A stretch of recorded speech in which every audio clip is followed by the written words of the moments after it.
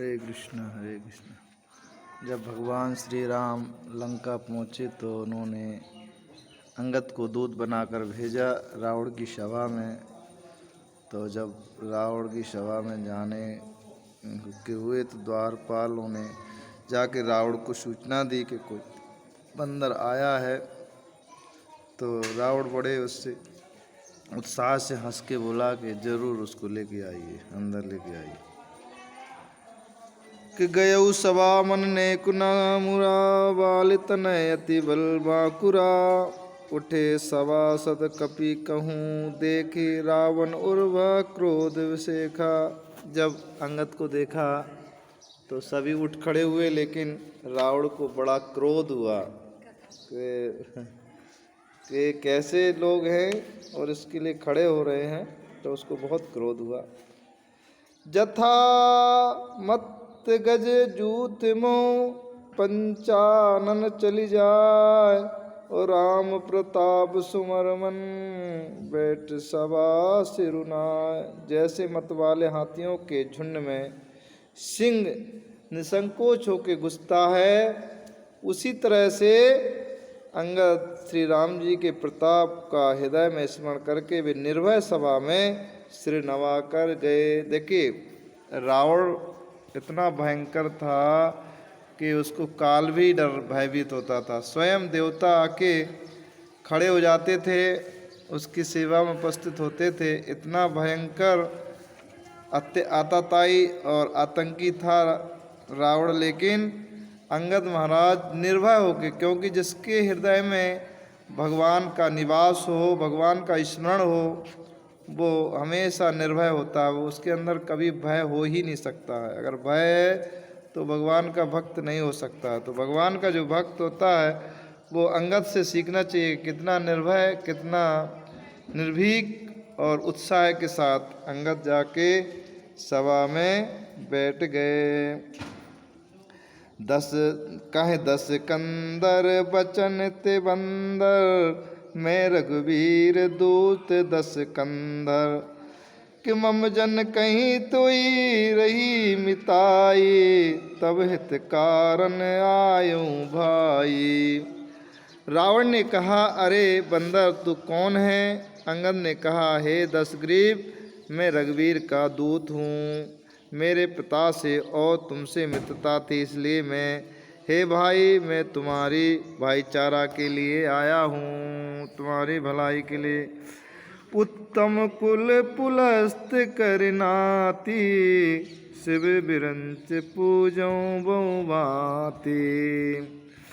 कि वर पाय सुखी नहीं सब काजा। जीतों लोकपाल सब राजा। तुम्हारा उत्तम कुल है, पुलस्त ऋषि के तुम पौत्र हो।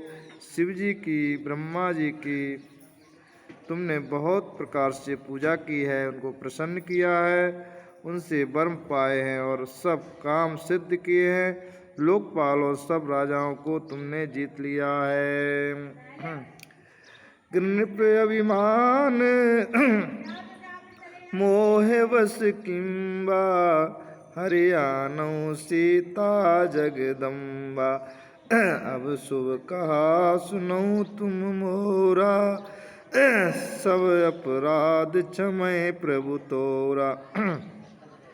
तो अंगद कहते हैं, राजमद से या मोहवश तुमने जगत जननी सीता महारानी का हरण किया है।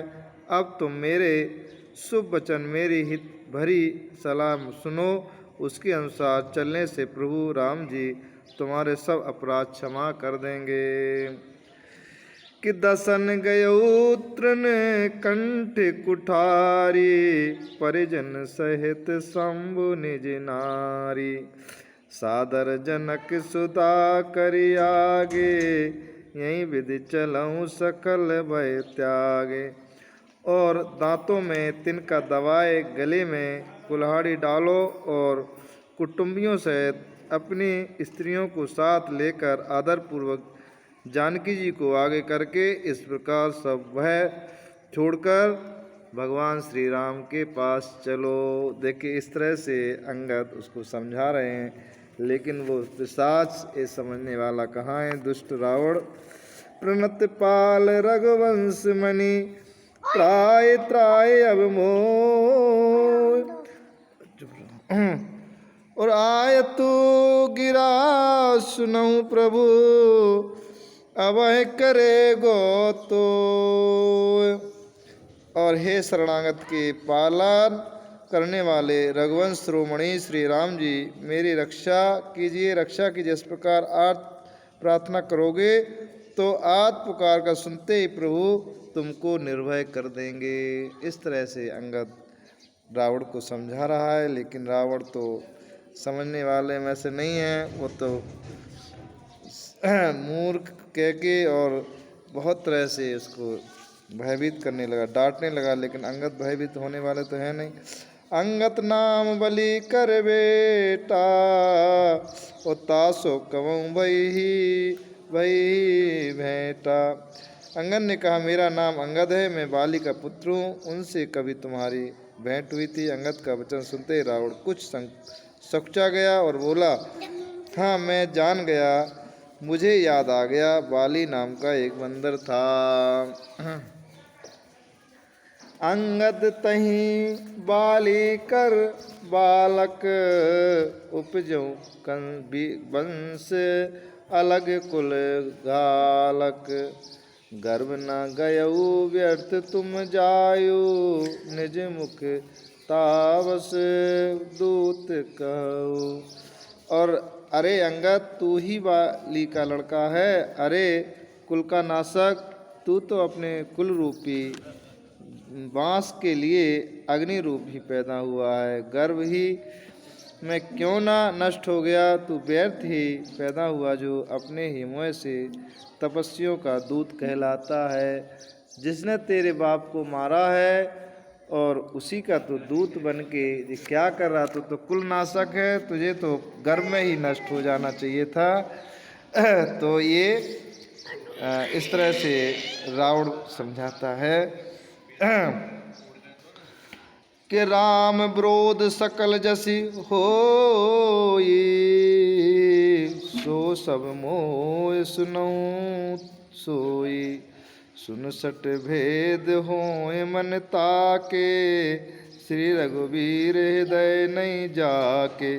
श्री राम जी से विरोध करने पर जैसी कुशल होती है वह सब तुमको सुनाएंगे। कौन?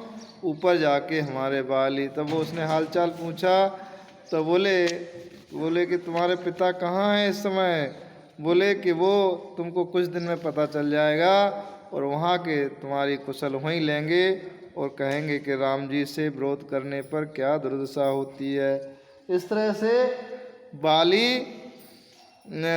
अंगद रावण को समझा रहा है कि शिव विरंच सर मुनि समुदाय, चाहत जासु चरण शिवकाई। तास दूत हुए हम कुल बोरा, अगहस मति उर बेहर न तोरा। श्री ब्रह्मादि देवता और मुनियों के समुदाय जिनके चरणों की सेवा करना चाहते हैं, उनका दूत मैंने कुल को डुबा दिया। अरे ऐसी बुद्धि होने पर भी तुम्हारा हृदय फट नहीं जाता। वो कहते हैं कि देखिए, तू इतने बड़े बड़े देवता भी तुझे पुजवाने स्वयं आते हैं और तूने उनकी सेवा करके प्रसन्न किया है। हमारे श्री राम के सेवा में सारे देवता उपस्थित रहते हैं और तुम उससे बैर कर रहा है। तेरा हृदय फटता क्यों नहीं है, मर क्यों नहीं जाता है? अंगद इस तरह से रावण को कठोर वचन बोल रहे हैं। वानर अंगद भी कठोर वाणी सुनकर रावण आंखें तरक कर तिरछी करके बोला, और इस तरह से कठोर वचन सुन के रावण तिल मिला जाता है। अरे दुष्ट, मैं तेरे सब कठोर वचन इसलिए सह रहा हूँ कि मैं नीति और धर्म को जानता हूँ, उन्हीं की रक्षा चाहता हूँ। कै कपीस धर्मशीलता तो ही हमऊ सुनी कृत, पर त्रित चोरी देख नयन दूत रखवारी, और बूढ़ न मरम धर्म व्रतधारी। अंगद ने कहा, तुम्हारी धर्मशीलता मैंने भी सुनी है, वह यह है कि तुमने पराई स्त्री की चोरी की है और दूत की रक्षा की बात तो अपनी आंखों से देख ही ली है। ऐसे धर्म के व्रत को धारण पालन करने वाले तुम डूब कर मर जाओ। इस तरह से डूब कर मर जाओ। जब देखा तो बहुत तिलमिला गया और वो मारने के लिए उसको बोला कि इसको मार दो, लेकिन अंगद तो अंगद हैं। अंगद बोले कि देखिए मारना तो दूर रहा, अगर तुम्हारे इस सभा में कोई ऐसा पहलवान है, ऐसा कोई पहलवान है कि मेरा पैर भी जमीन से उठा देगा, तो मैं अपने श्री राम की ओर से मैं युद्ध को हार जाऊंगा। देखिए इतना उनको विश्वास, अटल विश्वास है अपने भगवान की भक्ति में। लेकिन आजकल के लोगों को भगवान की भक्ति पे बिल्कुल विश्वास नहीं है।